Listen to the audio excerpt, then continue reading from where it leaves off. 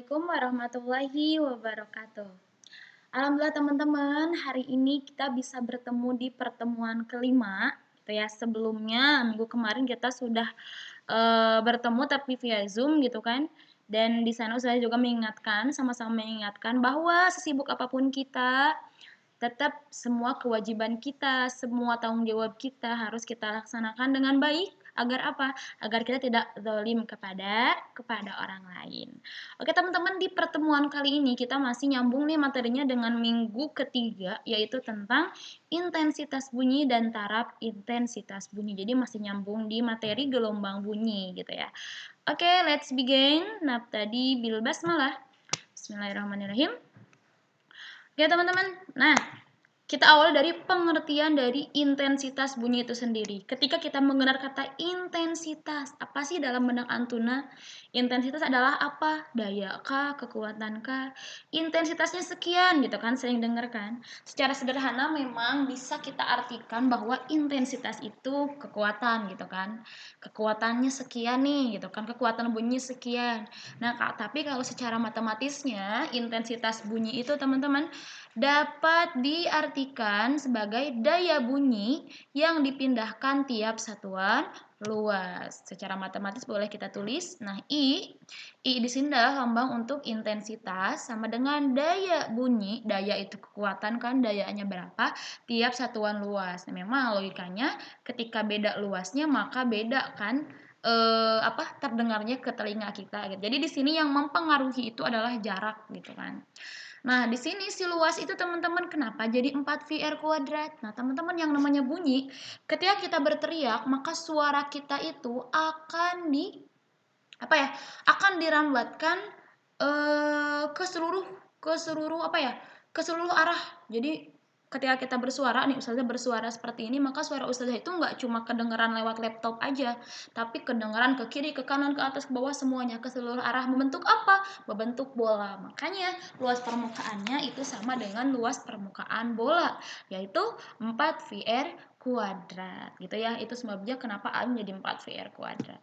Oke, lanjut teman-teman, ada yang namanya intensitas ambang. Jadi kekuatan ambang yang bisa didengar oleh didengar oleh telinga kita teman-teman. Nah, kalau telinganya normal, insya Allah kita normal ya.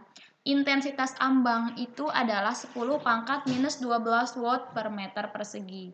Ustazah, kenapa watt per meter persegi? Ingat, intensitas sama dengan P per A. P itu daya. Satuan daya adalah watt. A itu apa? Luas permukaan. Satuan luas permukaan adalah meter persegi. Makanya satuan untuk intensitas adalah watt per meter persegi. Jadi ambang pendengaran intensitas yang masih dapat telinga kita dengar adalah pada intensitas 10-12 watt per meter persegi. Ada juga itu paling kecil ya, intensitas paling kecil. Telinga kita juga bisa mendengar intensitas paling besar, yaitu pada kisaran 1 watt per meter persegi. Ini masih kita bisa dengar. Kalau kesananya nggak bisa.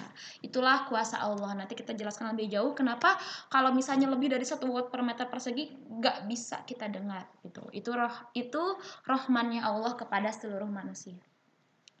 Teman-teman, nah biasanya I0 itu biasanya disebut intensitas ambang tadi kan, atau ambang pendengaran gitu kan. Kemudian kalau misalnya tadi intensitas terbesar yang masih dapat didengar manusia itu adalah sering disebut dengan ambang perasaan. Tapi bukan perasaan hati ya, jadi itu hanya penyebutan saja, ambang perasaan, jadi masih bisa terdengar gitu walaupun dia kencang. Oke, teman-teman, ada yang namanya taraf intensitas bunyi. Setelah tadi kita belajar intensitas bunyi, kemudian setelahnya atau poin B kita belajar taraf intensitas bunyi, disingkat dengan TI. Bukan Taufik Ismail, tapi taraf intensitas gitu ya, TI di sini. Nah, teman-teman, taraf intensitas bunyi di sini adalah kalau secara matematisnya, secara fisikanya boleh kita sebut dengan perbandingan intensitas bunyi terhadap intensitas ambang. Apaan sih terlalu saintis misalnya. Kalau secara sederhananya nih teman-teman, si taraf intensitas bunyi ini tuh bisa kita sebut dengan ukuran kebisingan suatu suara. Suara kapal terbang, suara kereta, suara suara suara seruling misalnya, atau suara apa, suara dan suara-suara lainnya pokoknya. Itu dia, mereka itu bukan mereka ya. Suara-suara tersebut itu punya tingkat kebisingan tertentu yang tentunya masih dapat kita dengar, masih dalam intensitas ambang pendengaran kita. Kalau misalnya suara gelombang radio, teman-teman, kalau teman-teman belum tahu, gelombang radio itu termasuk gelombang bunyi. Nah, kenapa nggak bisa kita dengar? Karena tadi itu melebihi intensitas ambang pendengaran kita, lebih dari 1 watt per meter persegi. Biasanya kan itu ribuan kilohertz kan. Kebayang kalau misalnya Allah nggak sayang sama kita, itu si gelombang bunyi dari radio gitu ya, dari gelombang radio kedengaran sama telinga kita, otomatis saat itu juga telinga kita akan rusak, teman-teman. Kenapa? Karena di luar batas ambang pendengaran kita. Jadi kalau misalnya Allah zahirkan tuh si suara gelombang radio bisa kedengar sama telinga kita, otomatis saat itu juga 80% kemungkinan nyawa kita nggak ada gitu. Kenapa? Karena kencang banget gitu, kencang banget, nggak bisa kita menahan kerasnya suara tersebut. Tapi qadarullah, Allah buat telinga kita didesain sedemikian rupa agar kita nggak bisa mendengar bunyi yang di atas 1 watt per meter persegi. Itulah rahmannya Allah untuk seluruh makhluk, seluruh manusia sih, bukan makhluk, seluruh manusia yang ada di bumi. Karena ada makhluk yang memang bisa mendengar suara lebih dari 1 watt per meter persegi. Salah satunya adalah paus ya. Oke teman-teman, itu tadi intermezzo aja, pengetahuan buat teman-teman untuk lebih lebih percaya bahwa Allah itu luar biasa sayangnya kepada makhluknya, dan Allah itu maha besar. Oke, lanjut. Taraf intensitas itu, kalau tadi secara fisikanya kan logaritma perbandingan intensitas bunyi terhadap intensitas ambang, atau kalau kita sebut tadi ukuran kebisingan. Nah, secara matematis bisa kita tulis seperti ini teman-teman. TI sama dengan 10 log I per I0. Nah, log nih, gak tahu tak teman-teman udah belajar belum ya logaritma di matematika kelas 11, sudah belum tahu. Tapi harusnya sih fisika itu kan matematika juga ya. Biasanya matematika itu lebih dulu mempelajari dibanding fisika. Jadi kalau fisika udah masuk log, harusnya di matematika teman-teman sudah belajar logaritma. Ingat, I di sini adalah untuk intensitas bunyi. TI itu adalah taraf intensitas, biasanya satuannya dalam desibel ya. I0 itu apa? Intensitas ambang yang masih dapat didengar manusia. Tadi sudah kita pelajari bahwa intensitas ambang yang masih dapat kita dengar gitu ya. Suara terkecil yang masih dapat kita dengar adalah 1 kali 10 pangkat min 12 watt per meter persegi. Nah, itu kan tadi taraf intensitas atau tingkat kebisingan untuk satu buah sumber bunyi. Misal nih, di kelas ada yang bermain seruling, jangan seruling deh, pianika misalnya. Kalau satu orang ya kita menggunakan rumus, kalau kita mau menghitung tingkat kebisingan si pianika ya udah pakai TI sama dengan 10 log I per I0. Kalau satu pianika. Gimana kalau di ruangan tersebut ada 100 pianika misalnya? Nah, rumusnya beda lagi. Kalau misalnya si sumber bunyinya lebih dari satu sumber, maka untuk mencari berapa sih taraf intensitas dari 100 pianika tersebut, atau berapa sih taraf intensitas dari N buah atau sekian banyak sumber bunyi itu, rumusnya adalah TI1. TI1 itu berarti taraf intensitas satu buah sumber ditambah 10 log N. Nah, N di sini ini adalah menandakan